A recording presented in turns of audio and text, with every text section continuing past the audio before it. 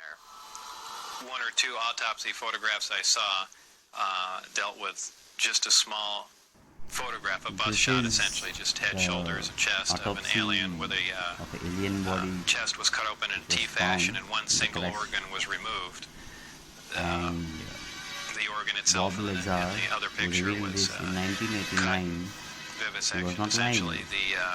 You can see Showing that the now different in chambers 2 in there. seconds This was in the totally picture. unrelated to anything I was The doing. exact But descriptions from that which photograph, he it gave looked in like 1989, you see in UFO lore the as same the typical gray. So how tall it was from what description I of the could see, body I you can see couldn't now tell because I only saw a in the portion of the alien photograph. But autopsy video if which was everything else released you see is in correct, 1991. I would imagine it was 3.5 And or 4 feet tall. after that But there are two there again, pics all of I had to see was a photograph, and briefing given I to didn't have the much. CIA medical operator.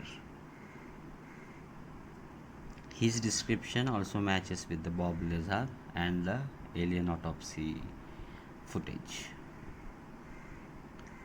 This is for those who have interest in the aliens.